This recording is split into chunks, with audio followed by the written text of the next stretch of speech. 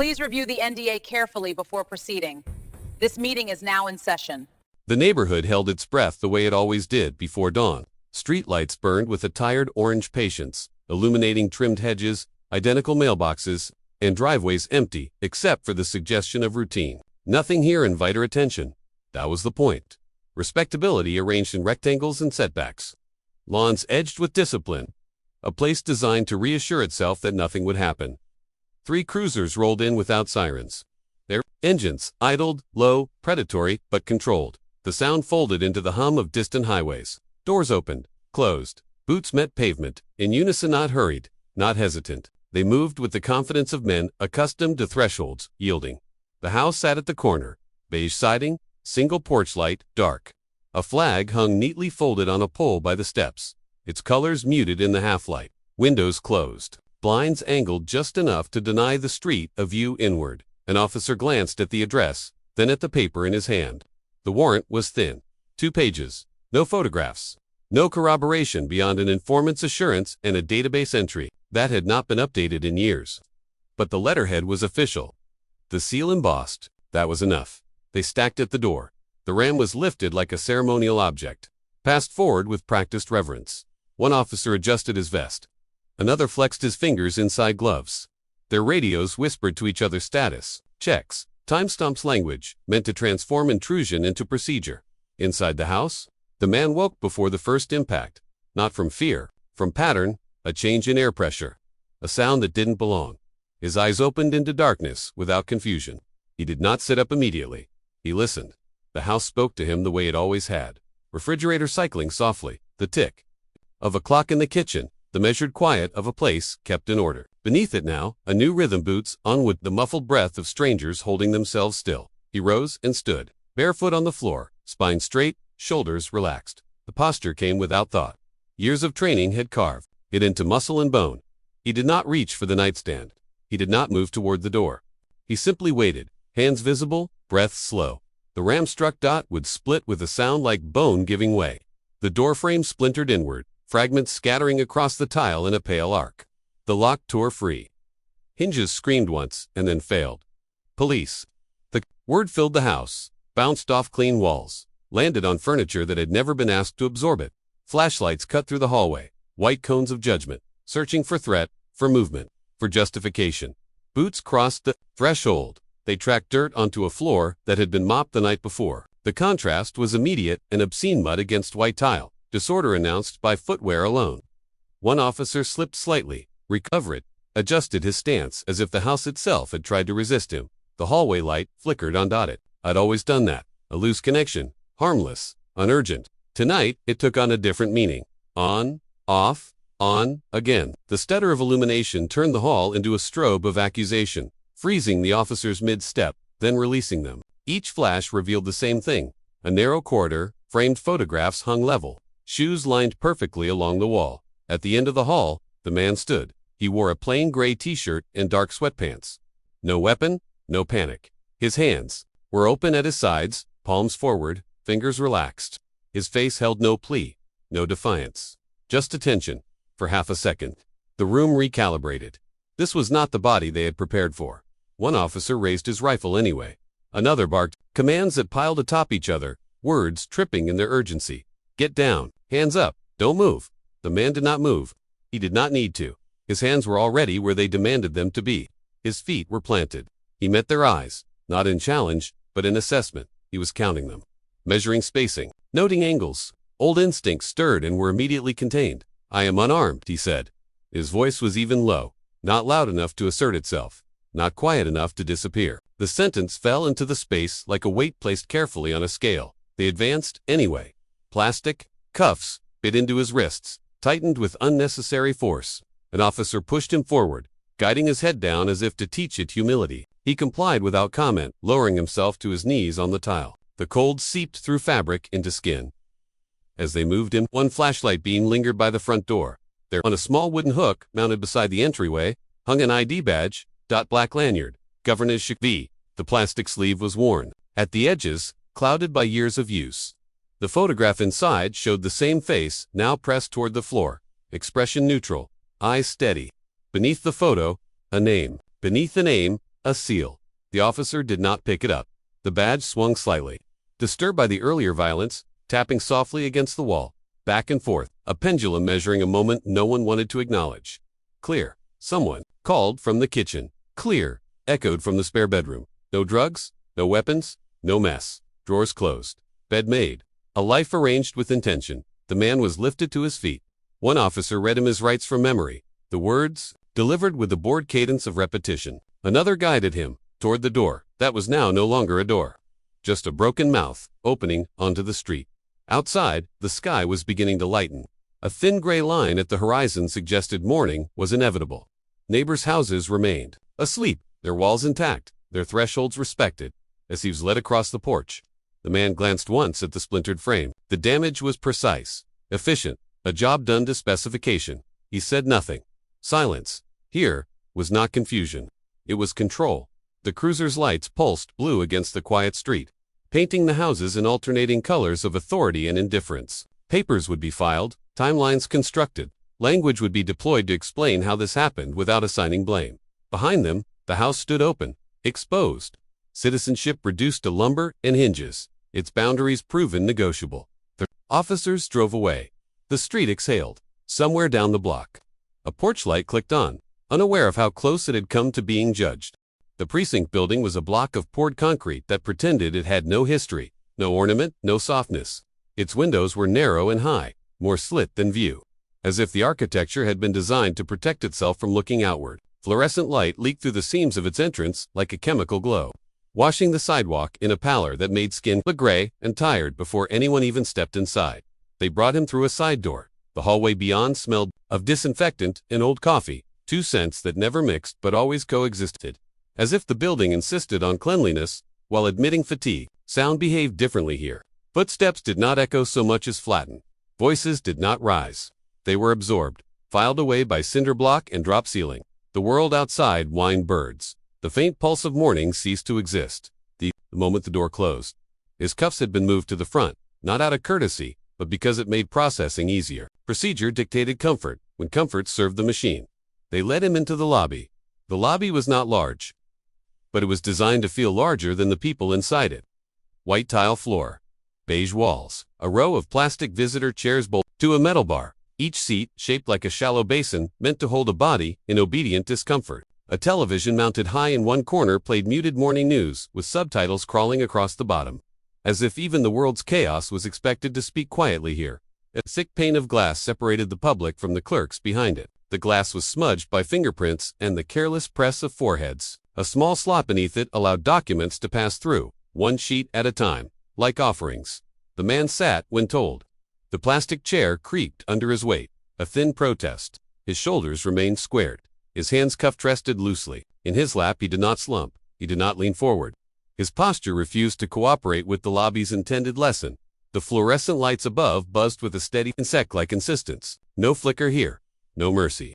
The light was constant, engineered not to comfort but to reveal, to make everything look equally unflattering. Tired faces, cheap paint, the pale shine of sweat on an officer's temple. A clipboard appeared in front of him, a pen, a warrant. The officer holding it did not meet his eyes. Name the officer said. The man gave it. Address. He gave it. Any weapons in the home? No. A pause. The officer's pen hovering as if the answer complicated. The narrative? You sure? Yes? The officer wrote anyway. The scratching of pen against paper was louder than it should have been. Each stroke felt like a decision made without him. Across the lobby, the junior officer newer boots, a uniform that still sat stiff on his shoulders, stood slightly apart. He watched the man not with suspicion, but with an unease he couldn't name. The man's stillness was wrong for this room. Most people who sat in those plastic chairs performed something. Fear, anger, pleading, collapse. Even the innocent tried to look innocent. Even the guilty tried to look smaller. This man did neither. He watched exits. Not nervously. Not like prey. Like doctrine. His eyes moved in clean arcs. Door to hallway. Hallway to desk. Desk to camera in. The corner, the junior officer realized, with a small chill, that the man was mapping the room, not to escape but because his mind had been trained to account for space. The way other minds accounted for weather. The junior officer glanced at the cuffs. Standard issue plastic restraints, tightened one notch too far. There was a faint discoloration. At the wrist, the early beginning of bruising. It wasn't dramatic. It didn't need to be. It was enough to say, "We can." A red blinked on the chest of the senior officer, the body cam indicator. A tiny LED that made documentation look like accountability. It pulsed softly, indifferent. Recording, not judging. Capturing sound and light without understanding either. Behind the glass, a clerk slid a laminated nameplate into view. SGT Henson. It read. The clerk's hands were quick, practiced, moving papers as if they were weightless. A stamp landed on a form with a dull thud. Date, time, case, number. Paperwork moved faster than truth. The man's file began to form before anyone asked the right questions. A folder opened. Pages inserted. Boxers checked. A narrative assembled. From templates, reason for detention, SGT Henson said without looking up. Search warrant execution, the senior officer answered. Subject's demeanor? Non-compliant at first, the senior officer said, and the junior officer's stomach tightened at the casual lie. The man's eyes lifted. Say it again, he said quietly. The senior officer's jaw flexed. He did not repeat it. He shifted his weight instead, a small adjustment that betrayed discomfort, and the body cam red dot kept blinking, faithful to its own emptiness. Silence settled. In the lobby, silence was not absence. It was pressure. It filled the spaces between chairs, between words, between the glass and the people behind it. It pressed on the junior officer's throat, making him aware of his own breathing. His own complicity. The junior officer found himself staring at the man's hands. Even cuffed, they were calm, fingers slightly curled, no tremor. The nails were trimmed short. The skin along the knuckles carried faint, old scars not from street fights, but from hard use. Training scars, work scars, the kind that come from rope burns, from weapon grips, from climbing, from environments where the body is a tool and pain is a note taken. Not a crisis declared. A door opened behind the processing desk. The detective stepped out, older, tie loosened, expression already annoyed. He held a coffee cup like a prop in a performance of authority. He looked at the man, then at the folder. Who's this? He asked. Warren Higg, the senior officer, said. Address matched. Informant said he was holding. The detective raised a hand, cutting off the details. He had heard enough to know what he wanted this story to be. The man spoke before the detective could claim the room. I want to see the warrant? The request was not emotional. It was procedural, a demand spoken in the language they respected when it came from themselves. The detective's eyes narrowed. You'll see it when you're allowed, he said. The man did not blink. He stared at the detective the way one might stare at a door that has failed, without anger, without surprise. Only a quiet recognition of what material it was made of. The junior officer shifted. The rubber of his sole squeaking faintly on the tile. That sound small, accidental, felt like a confession. He looked up at the wall clock. Seconds moved with smooth indifference. Time in this building belonged to the building, not to the people inside it. Another stamp. Another form. The man's identity became a set of entries. Race, sex, height, weight, boxers, categories, categorial. The clerk's pen did not hesitate at black. It never did. The detective turned slightly toward the senior officer, lowering his voice, but not enough. Any priors?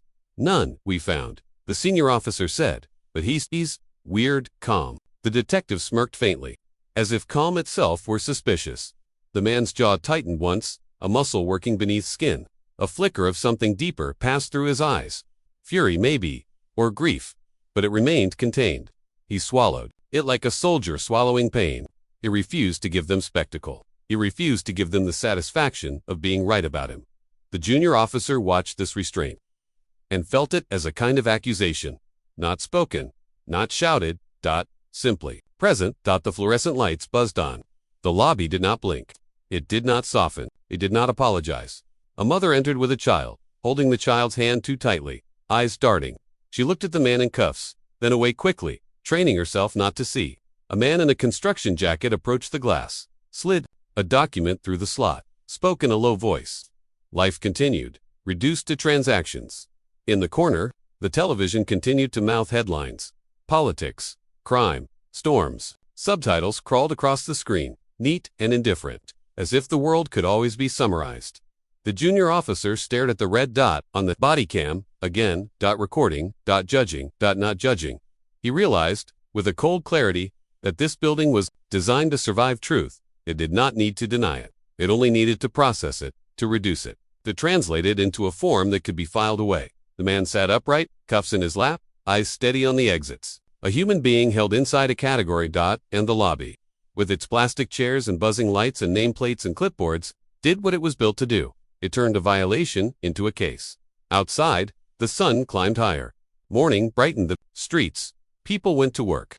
Doors opened and closed. Here, in the antechamber of authority, dignity was negotiated downward, one checkbox at a time.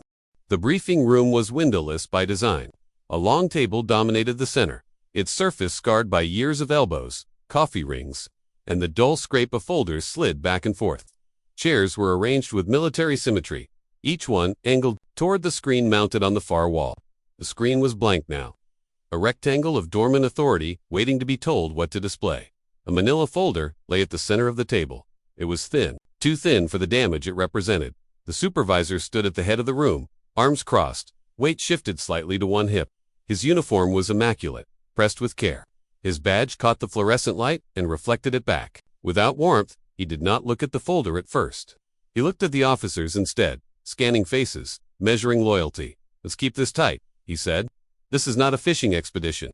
The words were delivered as instruction, not request. The senior officer from the raid sat forward, forearms on the table, coffee cup cooling untouched beside him. The coffee had gone bitter with neglect, a thin skin forming on top. He did not notice. He had already decided what mattered. The junior officer sat 2 seats down, notebook open, pen hovering. He wrote, "Nothing yet." The supervisor finally opened. The folder. Inside were the documents that had justified the morning. The warrant, the affidavit, the informant statement, paper that had moved through hands quickly, approved with speed, mistaken for efficiency. The supervisor lifted the warrant first, glanced at it as if seeing it for the first time. "Address Machaz," he said. "Name Machaz." The junior officer's pen twitched. "The address was 1 digit off," he said, quietly. "The informant's original tip listed." The supervisor raised a finger. "Close enough," he said. "Probable cause doesn't require perfection." No one argued the doctrine. It was quoted too often, treated as scripture. The junior officer lowered his gaze, wrote the words "close enough" in the margin of his notebook, then drew a line through them. The detective entered late, carrying a sealed evidence bag. The plastic crinkled softly as he set it on the table. Inside were items taken from the house: a laptop, a phone, a small lockbox that had been empty. The bag was labeled, initialed, dated. "The ritual of containment, complete." "Anything?" the supervisor asked. "Nothing illegal," the detective said. "Clean." To clean. The phrase landed heavily. Clean, here, was suspicious. Clean suggested rehearsal, concealment, intelligence. Clean meant the narrative had to stretch. The supervisor nodded once, as if this confirmed something he had already decided. "We'll hold him, pending further verification," he said. "In the meantime, we tighten the story." He slid the affidavit across the table. Portions were already obscured by thick black Corneas. Sources, connective tissue, erased until only conclusions remained. The redactions were aggressive, almost violent. Ink, bleeding slightly into the paper fibers. "Informant?" the junior officer asked, unable to stop himself. The supervisor's eyes flicked to him. "Confidential," he said. "Always is." The informant existed only as a shadow, a voice without a face, a tip that traveled through whispered channels, through officers who knew which ears to use. The tip had not come through the official system at first. It had been mentioned in a hallway, then repeated in a car, then typed into a database with just enough alteration to make it look legitimate. The junior officer had traced it back as far as he could. The trail dissolved into silence. "It's the same pattern," he said, more firmly now. "Same neighborhoods, same assumptions, same kind of names." The room tightened. The supervisor leaned forward, palms flat on the table. "You want to accuse this department of bias?" he asked. The question was rhetorical. It carried threat, not curiosity. "I want to make sure we're right," the junior officer said. The supervisor smiled thinly. "We are right," he said, because the alternative is chaos." "You want chaos?" No one answered. The wall clock ticked. Seconds moved forward with mechanical honesty, indifferent to the moral gymnastics beneath them. Time, here, was not a witness. It was an accomplice. The senior officer cleared his throat. "He didn't act like a civilian," he said. "Didn't panic, didn't ask for a lawyer right away. Watched us like what?" the supervisor asked. The senior officer hesitated. He did not want to name competence. He did not want to suggest the man possessed a kind of authority that challenged theirs, like he knew what he was doing. He said finally, The supervisor closed the folder. "That doesn't make him innocent," he said. "That makes him careful." The junior officer looked down at his notes again. He had written nothing but lines and arrows, connections that refused to resolve. He thought of the man's posture in the lobby, the way his hands had remained calm even when restrained, the way his eyes had tracked exits without desperation. Training his instincts whispered. Not criminality, but instincts were not evidence. Not the kind that survived meetings like this. The supervisor stood. We proceed, he said. We verify identity through standard channels. We do not speculate. We do not editorialize. And we do not second-guess a lawful warrant executed in good faith. Good faith. The phrase hovered in the air, polished and hollow. The detective gathered the evidence bag, the plastic whispering again as if in protest. I'll run the phone, he said. See who he calls? The junior officer's head snapped up. He hasn't been allowed to call yet, he said. The supervisor's gaze hardened. He will, he said. When we're ready. Covey sat untouched. The manila folder remained closed, its contents now fixed by consensus rather than truth. The black marker had done its work well. Redaction masquerading as protection. Erasure as policy. As they filed out, the junior officer lingered. He watched the supervisor straighten the folder, align it perfectly with the table's edge. Order restored. A mistake contained. In the hallway. Officers spoke in low voices. Jokes were made. Shoulders relaxed. The building exhaled, satisfied with itself. The junior officer stood alone with the clock. Tick, tick, tick. He realized then how Era survived, not through malice alone, but through maintenance. Through meetings where language smoothed rough edges, through files that stripped people of faces and replaced them with fields and boxers. By the time a mistake was acknowledged, it belonged to no one. It floated, ownerless, a ghost blamed on process. In process, here, was always innocent. The junior officer closed his notebook. Somewhere downstairs, a man sat in a holding room, waiting inside a story that had already decided what he was allowed to be. The clock kept time. No one kept account. The holding room was smaller than it needed to be.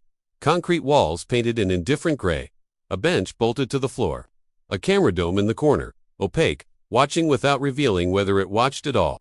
The air was cool, recycled, stripped of any hint of outside. Time did not pass here. It accumulated. The man sat upright on the bench, wrists bound in plastic restraints that cut lightly into skin. He had tested them once, just enough pressure to feel the limit, not enough to leave evidence of resistance. The plaste held. He let it be. He counted his breath, in through the nose, hold out through the mouth, for counts, then again. He did not close his eyes. Closed eyes invited interpretation. Closed eyes could be written into reports as defiance, or fatigue, or guilt. He kept them open, fixed at a neutral point on the wall where paint met concrete in a thin, uneven seam. Stillness. Was not the absence of action. It was a choice. He thought briefly of the uniform shirt hanging in his closet at home, pressed, creased, sharp enough to cut paper, waiting on its hanger like a promise deferred. The irony did not sting. It clarified that shirt represented the version of himself that did not belong in this room, that would not be allowed in this room unless summoned. Authority recognized only when it wore the right fabric. The plastic cuffs shifted as he adjusted his hands slightly, relieving pressure. A ring caught the light. Simple, unadorned, worn smooth by years of contact. It marked a commitment made long before this morning, long before this building. The ring was a reminder of permanence in a place designed to make everything provisional. The door opened. A uniformed officer stepped in, clipboard tucked against his chest like armor. He did not introduce himself. He did not apologize for the delay. He stood, feet shoulder-width apart, as if occupying space required justification. You're being cooperative, the officer said. Finally, not a compliment, a warning. The man inclined his head a fraction. Not submission. Acknowledgement. The officer glanced at the cuffs, then at the man's face. You gonna say anything? He asked. The question hung there, waiting to be filled with performance. Rage would fit. Fear would fit. Pleading would fit best of all. The man said nothing. Silence settled into the room, heavy and deliberate. It was not empty. It was full of choice. The officer shifted his weight. The clipboard creaked softly as his grip tightened. You understand how this looks? The officer said. The man lifted his eyes. I understand procedure, he said. The words were calm, precise. He did not explain further. He would not teach them their own language. The officer frowned, unsettled. He flipped a page on the clipboard, though there was nothing new to read. Sign here, he said, holding out a form. The paper was blank, except for a header and a line at the bottom. No charges listed, no explanation. Just a space for a name. The man looked at it. What is it? He asked. Just acknowledging dissension, the officer said. I will review it when it's complete, the man replied. The officer's jaw tightened. Everybody signs, he said. I don't, the man said. Not defiant, DECLARATIVE. The officer stared at him, then pulled the clipboard back as if the paper itself had offended him. Suit yourself, he muttered, and left. The door closed with a soft, final click. The man returned his gaze to the wall seam. He counted his breath again. He felt the ache beginning in his shoulders, the slow burn of restraint. He welcomed it. Pain was information. Pain was honest. Time passed, or did not. He measured it anyway, by breaths, by the subtle shift of light beneath the door, by the distant sounds of the building, a laugh down the hall, the slam of a drawer, the hum of the ventilation system. Life, continuing around him without reference. When the door opened again, it was a different officer, older, tired, less interested in theater. You get one call, the officer said. The phone was mounted to the wall, corded, beige, scarred by years of use. The receiver was wiped perfunctorily before being placed in the man's restrained hands. The man stood, rolled his shoulders once, then lifted the receiver. He dialed from memory. Each number was deliberate. No hesitation, the line rang once, twice, a voice answered. The man spoke a single sentence. They have me, he said. Verify. Nothing more. He listened. His expression did not change. He did not ask questions. He did not explain. He trusted the system he had chosen, long ago, a system that ran parallel to this one. Colder, quieter, far less forgiving. He hung up. The receiver clicked back into place. The officer watched him with narrowed eyes. That it? The officer asked. That's it, the man said. The officer took the phone, nodded once, and left without comment. Alone, again. The man sat. He did not feel fear. Fear was loud.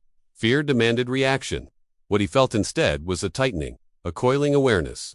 He understood what silence did to rooms like this.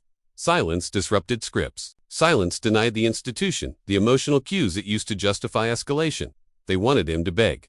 They wanted him to explain his humanity in a language that could be dismissed. He would not. The camera dome watched. Or did not. Somewhere upstairs, files were being reviewed, names run, databases queried. Somewhere, a line was being crossed that could not be uncrossed quietly. The man counted his breath and hold out. 4 counts. His wrists ached. The plastic bit deeper now, a slow insistence. He did not adjust. Let the pain record itself. He thought of the ring again, of the doorframe at home, splintered, of the ID badge still hanging on its hook, swaying slightly in the absence of order. He remained stoic. Silence, in this place, was dangerous. Silence was read as evasion, as arrogance, as guilt, unexpressed. Silence that did not come wrapped in apology was interpreted as threat. The institution did not know what to do with a man who refused to perform. Submission, and so did waited, and so did he. 2 systems, facing each other across a small concrete room, one loud, one quiet, each convinced the other would break first. The call did not announce itself. It arrived without urgency, without raised voices or exclamation, slipping into the system the way cold slips into bone, quietly, undeniably. A secure line rang in a room that did not carry names on its doors, only numbers. The sound was different from the others. Shorter, tighter. It demanded attention without asking for it. A hand reached for the receiver. Confirm. A voice said. No greeting, no context. The man on the other end did not ask who was calling. He did not need to. He turned from his desk, reached into a drawer, and removed a small, black, 2-factor token. It fit neatly in his palm, worn smooth by repetition. He pressed a button. Numbers bloomed, temporary and precise. Stand by, he said.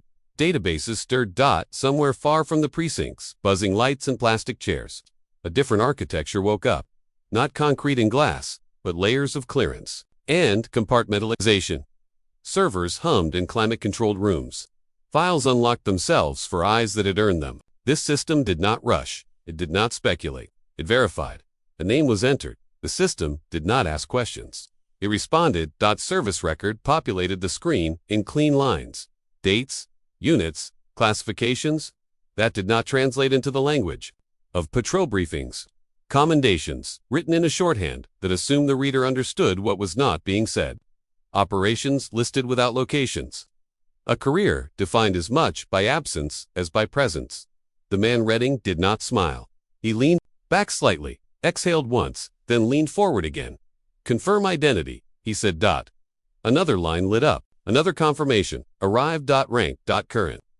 Status. Active. The word carried weight. He reached for a stamp kept in a locked drawer. Red ink. heavy handle. The stamp came down on a printed page with finality. Classified. The sound was soft but absolute. Back at the precinct, confidence still lived in the halls. The supervisor sat at his desk, scrolling through emails, deleting most without reading. The morning's adrenaline had faded, replaced by irritation. He did not like loose ends. He liked resolution, even when it was manufactured. A knock interrupted him. The junior officer stood in the doorway. Posture, careful. Sir, he said. We got a call? From who? The supervisor asked, not looking up. The junior officer hesitated. Federai, he said. The supervisor's hand paused mid-scroll. What kind of Federai? He asked. The junior officer swallowed. The kind that doesn't give names? The supervisor leaned back in his chair, fingers steepled. He waved the junior officer in, closed the door himself. The click of the latch sounded louder than it should. Have you lifted the phone? Yes, He said. There was no preamble on the other end. You have an individual in custody? The voice said. Release him immediately. The supervisor straightened. On what authority? He asked. A pause, then a sound. Soft, electronic, a keypad beat. It echoed faintly through the receiver. A sterile tone that carried more weight than any badge in the building. The sound of access granted. Or revoked. On ours, the voice said. The supervisor felt something cold slide into his chest. Who is he? He asked, keeping his voice level. Another pause. Longer this time. Someone you should not have touched. The voice replied. The line went dead. The supervisor stared at the phone as if it had betrayed him. He stood abruptly, chair scraping back, and moved toward the door. His steps were fast. Now, clipped. The building seemed narrower than it had an hour ago. In the holding area, officers sensed the shift before it was explained. Radios crackled with unfamiliar codes. A detective glanced up from his desk as a sealed door down the hall opened, then closed again with deliberate care. A man in a dark suit emerged, no uniform, no visible insignia. His lanyard was a muted color, unremarkable unless you knew what it signified. Access without introduction. He did not look around. He did not need to. He knew where to go. The supervisor met him halfway. There's been a misunderstanding, the supervisor began. The man in the suit raised a hand. No, he said. There's been a violation. The word landed hard. They walked together toward the holding room. Officers stepped aside without being told. Eyes followed the lanyard, the calm authority of someone who did not need to announce consequence to carry it. At the door. The man in the suit stopped. Remove the restraints, he said. The supervisor nodded quickly. Inside, the man on the bench looked up as the door opened. He took in the suit, the posture, the shift in energy. He recognized it instantly. Recognition, not surprise. The cuffs were cut away. Plastic fell to the floor in two pale arcs. The man stood, rolled his wrists once, flexing, feeling back into them. He did not rub them. He did not wince. He met the eyes of the man in the suit and inclined his head slightly. Sir, the man in the suit said. The supervisor's face had gone pale. What? What is he? The supervisor asked, the question slipping out before he could stop it.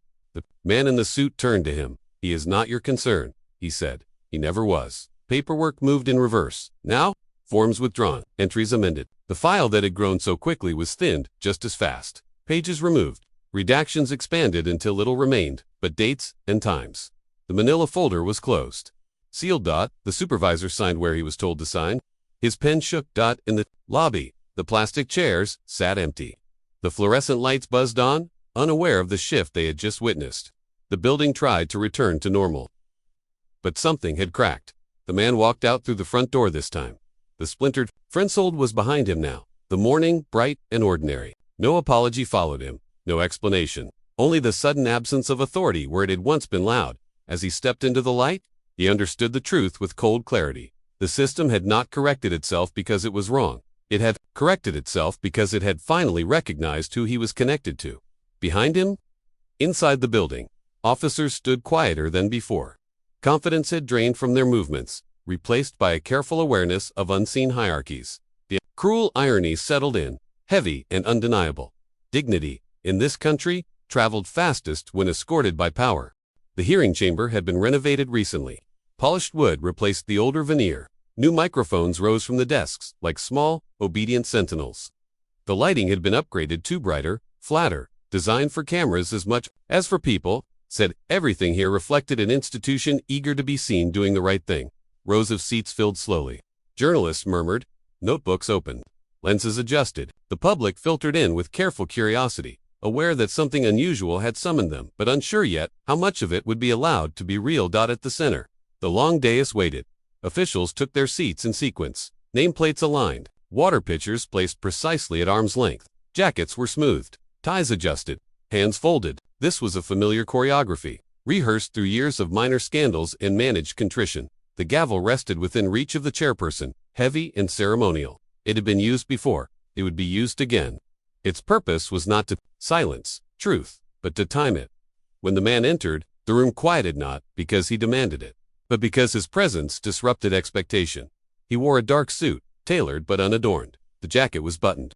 The shirt beneath was crisp. No medals, no insignia, only the ID badge clipped neatly at his waist, visible now, undeniable. The same badge that had swung unnoticed by his door, the same badge the officers had walked past.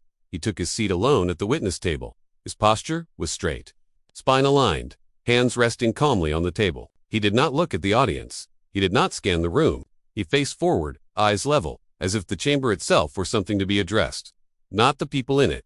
A microphone stood inches from his mouth. Its red light was off. The chairperson raised the gavel. "This hearing will come to order," she said, and struck once. The sound echoed, sharp and authoritative, then faded into the room's acoustics. Silence followed, expectant. Introductions were made. Titles read aloud. The language of oversight unfolded, measured, careful, full of phrases designed to signal seriousness without promising consequence. The police chief spoke first. "We regret the incident," he said, voice steady. "We take these matters very seriously. Our department is committed to transparency and accountability." His eyes flicked briefly toward the cameras, then back to his prepared remarks. "We have initiated an internal review." The man did not move. Another official followed, then another. Each apology was shaped to fit policy, not people. Mistakes were acknowledged in the passive voice. Responsibility floated, untethered. The water pitcher in front of the man remained untouched. Condensation gathered on its surface. A slow, visible record of time passing without relief. When it was his turn to speak, the chairperson nodded toward him. "You may proceed," she said. The microphone red light clicked on. The man leaned forward slightly, just enough to speak clearly, not enough to perform humility. "I am here," he said, "because my home was entered without my consent, without necessity, and without consequence until it was forced." His voice was calm, not raised, not shaking. "I am here because the system that did this to me would have done it to someone else, and often does." He paused. Silence pressed in, heavier than before. The audience leaned forward. Pens hovered. "I am not here to ask for an apology," he continued. "I am here to ask for truth." He sat back. The microphone light went dark.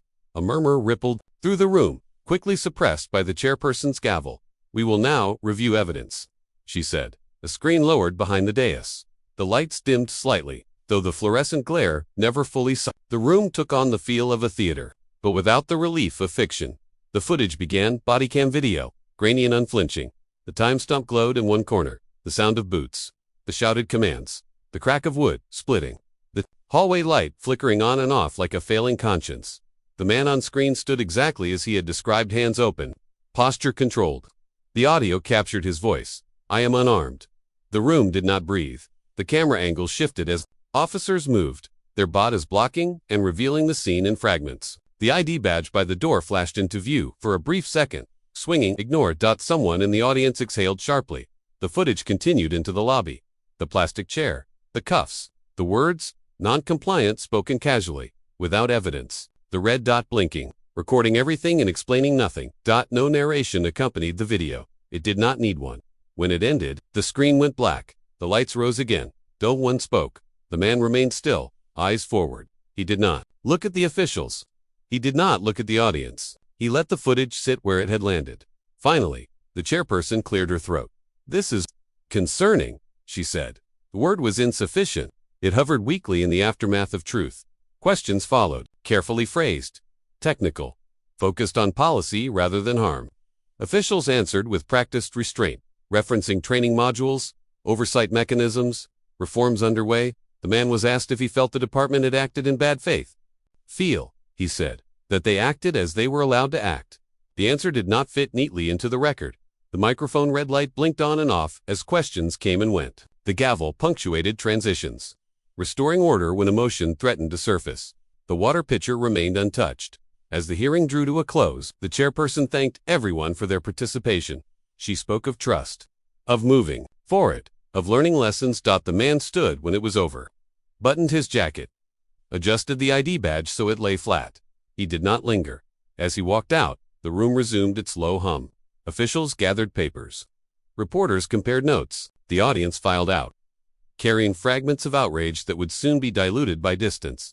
The hearing chamber returned to stillness. From the outside, it would look like accountability, a process observed, a record made, an institution responding to critique with ceremony. But the light overhead remained unblinking, and the truth, once revealed, waited to see whether it would be acted upon or merely archived. The conference room overlooked the courthouse plaza through thick, tinted glass. From this height, the people below looked deliberate but small, their movements softened by distance and privilege. Marble steps gleamed in the afternoon sun. Flags hung motionless, folded into ceremonial obedience by the absence of wind. Inside, the air was cool and controlled. A long table divided the room into sides.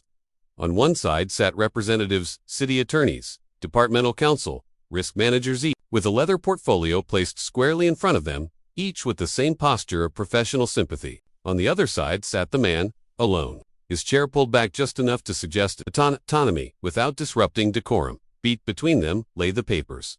Heavy stock, cream-colored, the weight of the NDA was intentional. It felt important in the hand, like something that should be taken seriously simply because it resisted bending. The language was dense and clean, engineered to close doors while pretending to open them. A pen rested on top. Black ink, balanced perfectly. "We believe this is a fair resolution," one of the attorneys said. His voice carried the practiced warmth of someone who had said this many times and believed none of it personally. Compensation, a formal apology, policy review. He slid the pen an inch closer. The man did not reach for it. The apology had already been delivered once, earlier that morning, in a smaller room with fewer windows. The police chief had stood, hands clasped, eyes lowered just enough to convey humility without conceding ground. "We regret the distress caused," the chief had said. "This does not reflect our values." Regret, distress, values. Words chosen because they carried no obligation. The man had listened without interruption. He had nodded once, not in agreement, but in acknowledgement of receipt. "I accept your apology," he had said then. He had changed as nothing. Now in this room, the attorneys waited for him to perform gratitude. "We're prepared to offer a substantial settlement." Another said, "No admission of wrongdoing." Of course. Of course. The man folded his hands on the table. His ring caught the light briefly, then settled back into dull certainty. "You want this to end?" he said. The attorneys exchanged glances. "We want closure," the first replied. "For you," the man said. The silence that followed was sharp, clarifying. Outside, a camera flash popped from the plaza below, catching some unrelated moments. Another person exiting the courthouse. Another story being framed for consumption. The man leaned forward slightly. "I am not interested in being your example," he said. "Not your hero. Not your anomaly. Not your proof that the system corrects itself." He tapped the NDA once with a fingertip. "This," he said, "is an apology that costs nothing." One attorney shifted in his chair. "We're offering real compensation," he said. "You're offering quiet," the man replied. He sat back. "What happened to me corrected itself because I am trained, composed, and connected to a system you recognize," he continued. "What happens to the people who aren't?" No one answered. The pen remained untouched. The man's voice did not rise. It did not need to. Each word landed with the weight of something that had been considered and decided long before this meeting. "You mistook my silence for compliance," he said. "You mistook my restraint for acceptance, and you mistook your authority for legitimacy." Across the table, one of the attorneys cleared his throat. "Be realistic," he said.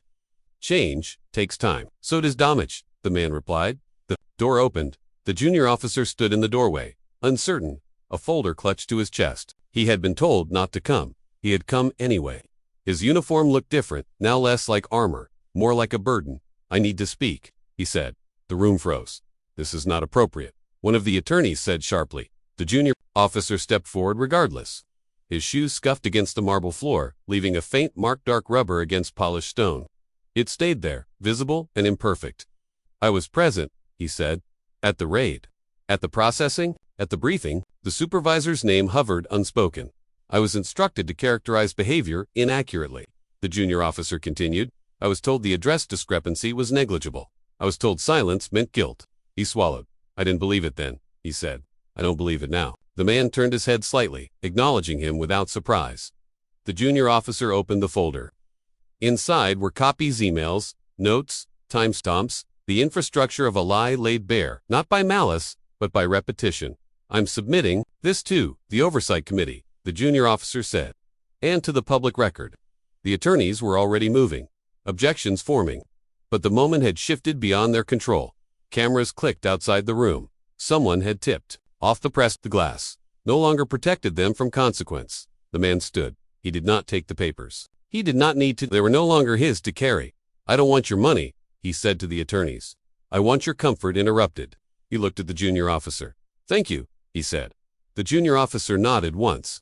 Relief and fear crossed his face in equal measure. As the man left the room, the folded flag mounted in the corner caught his eye. Ceremonial, pristine.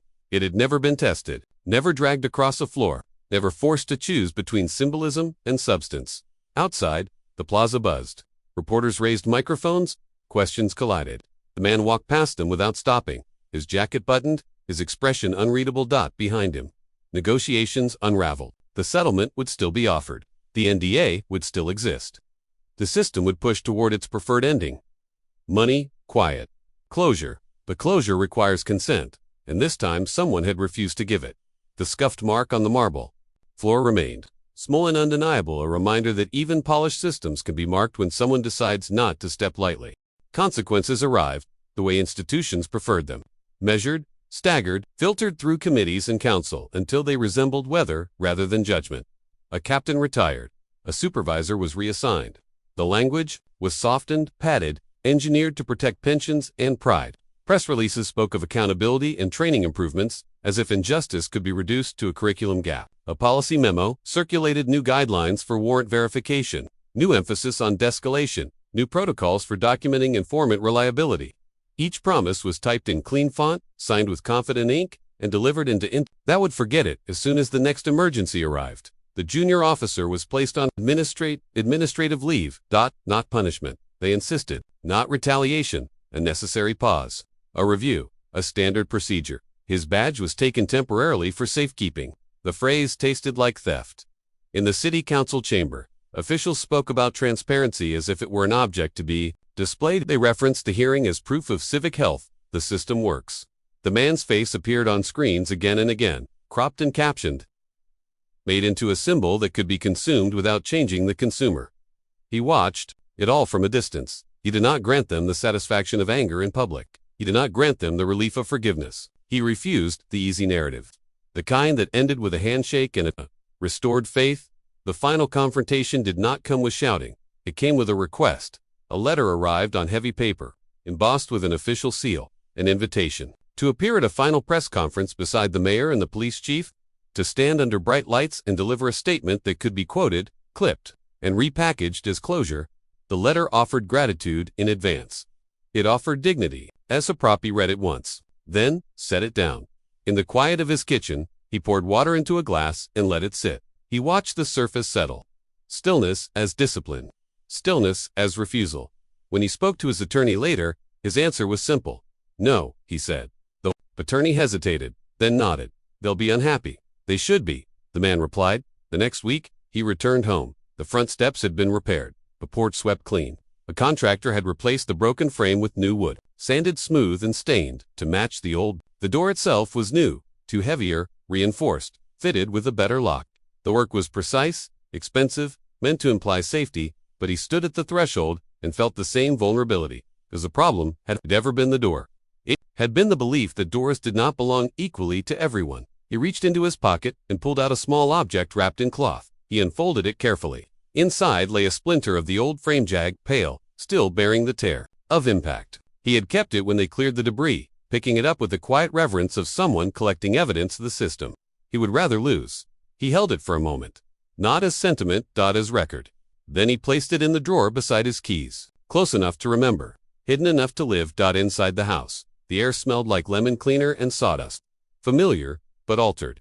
He moved through the rooms slowly, letting his eyes rest on corners, on surfaces, on the small details that had once signaled sanctuary. The photos were back on the wall. The shoes were lined up again. Order restored, like an apology offered by carpentry. At the entryway, the hook remained. He lifted his ID badge and hung it there. The lanyard was straight. The plastic sleeve caught the afternoon light and held it without flinching. The badge swung. Once, gently, then settled. He stood beneath it, breathing evenly, and listened to the house. The refrigerator cycled. The clock ticked. The building spoke in the ordinary language of persistence. Outside, the porch light clicked on as evening approached. Automatic, unthinking, a small bulb deciding when darkness had arrived. He sat at the kitchen table and opened a laptop. On the screen, a document waited, a prepared statement for a different kind of testimony. Not the mayor's stage, not the department's controlled theater. This was for the Oversight Committee's permanent record, filed in full, unedited, uncompressed. Names included, dates exact. A refusal to let the story be softened into incident and regret. He wrote with the same restraint he had used in the holding room. Measured, direct, no flourish. Moral clarity without performance. He described the breach, he described the lobby. He described the lie. Non-compliant in the way it had been spoken as casually as a weather report. He described the moment in the system had recognized him and how quickly fear had traveled up the chain when power finally saw its own reflection in the victim. And then he wrote, but they would not want on camera. He wrote about the people who would never be recognized, the ones without a badge on a hook, without a clearance that could make phones ring in rooms that did not carry names, without training that taught them to hold still while being treated as a threat. He wrote about what it does to a person to be told, again and again, that their home is conditional. When he finished, he did not feel relief, only resolve. He closed the laptop in the living room. The television played news, new scandals, new outrage, the endless churn of public attention. His story appeared briefly in a segment, paired with footage of officials promising reform. The anchor's tone suggested progress. The words moving forward floated across the screen like incense. He turned the television off. Silence returned. Not empty. Chosen. He stood and walked back to the front door. He rested his hand on the new wood, feeling the smooth grain beneath his palm. He did not lock it yet. He simply stood there, listening to the quiet street outside. A car passed slowly. A dog barked once, then stopped. The neighborhood returned to its ordinary self. As if nothing had happened, he clicked the lock. One clean sound. Then he stepped away. The story did not end. With his safety, it could not. His safety had never been the measure. It had only been the exception that revealed the rule. Down the street, a porch light flickered on at another house. A family moved behind blinds angled just enough to deny the street a view. Inward, an ID badge, different kind, different jot hung from a lanyard on a chair. Shoes sat by a door. In another building, another lobby glowed under buzzing fluorescents. Plastic chairs bolted in place. Clipboards waiting. A body cam read. Blink in faithfully. In another briefing room. A manila folder lay thin at the center of a table. A supervisor spoke about good faith. A wall clock ticked without accountability. A country of thresholds. Doors that were supposed to mean privacy, safety, citizenship treated instead as permissions granted or revoked by those who carried keys they did not earn. And somewhere, always, the question hovered in the light that did not blink. Who gets to cross a line without fear? Who is forced to prove they deserve to stay on their side of it? The night settled in. Porch lights glowed. And the system, quiet and confident, waited for the next door that wasn't theirs.